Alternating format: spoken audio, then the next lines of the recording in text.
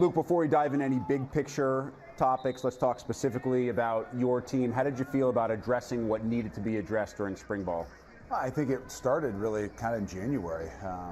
When we got back from bowl prep and things like that, bowl game, and just kind of taking the next step. And the real kind of objective for us was obviously get better, but to shake up the kind of culture and the things that we had done. And I thought we did a great job of that, just with some of the additions coming in the winter. But I think it kind of came and showed a lot to us in the spring. So I felt really good about where we were after spring, and just some of the things that we really felt like we needed to do to take another step. So what specifically will you be prioritizing, getting ready for as you start to look ahead to the start of fall camp, and what you need to really accomplish before week one?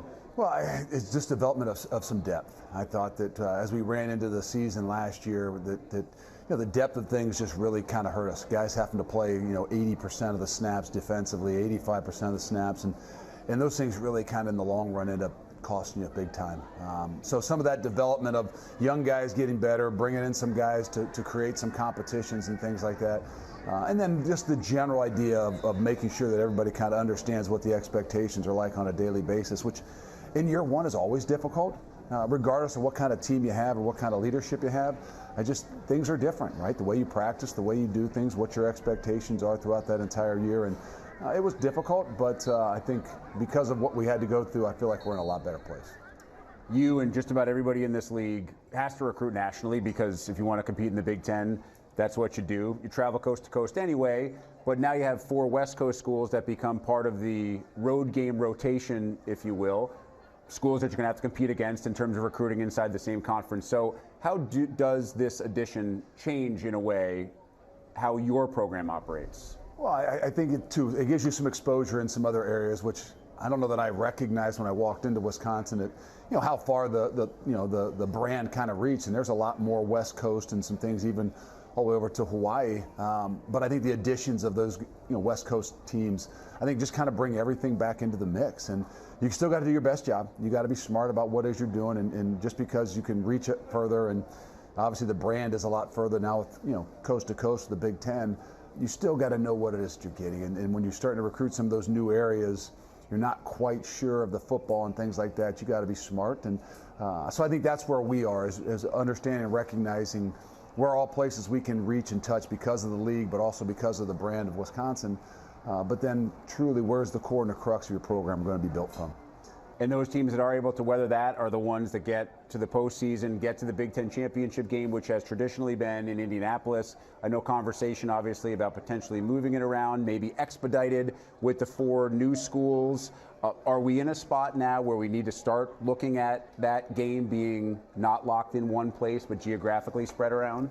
I kind of keep myself to worry about the things that I have control over. That doesn't sound like one of them. It'll be interesting to see how many of those championship weeks, how many games maybe are played, because I think in the future, who knows, right? Maybe it's not just 1 and 2. Maybe there's some other implications to who's going to be able to get into this 12 or so game team playoff. So I'm sure there's a lot to be done and to continue to be kind of hashed through.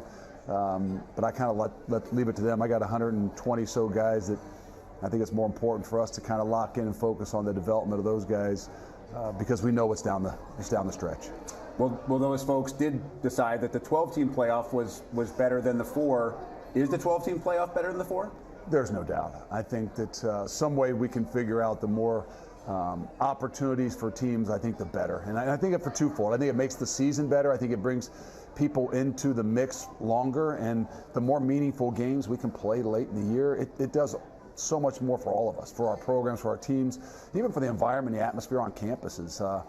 So I think for us in particular, the Big Ten is our ability to know there's more opportunities out there to get into the playoffs, because I've been a part of it. Right? I've been a number 4 team in the playoff that ran the table and pretty convincingly won it all. And that same thing can happen from 10, 11, or 12 as teams get better and get on a roll. And if you're playing your best ball at the end of the year, there's no telling what you can do when you get into the playoff system.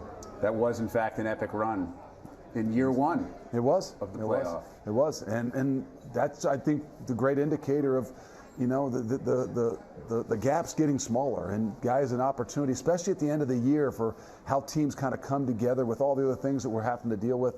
Even today, the teams are playing their best ball at the end of the year. they got a chance, and that's what's great about the game.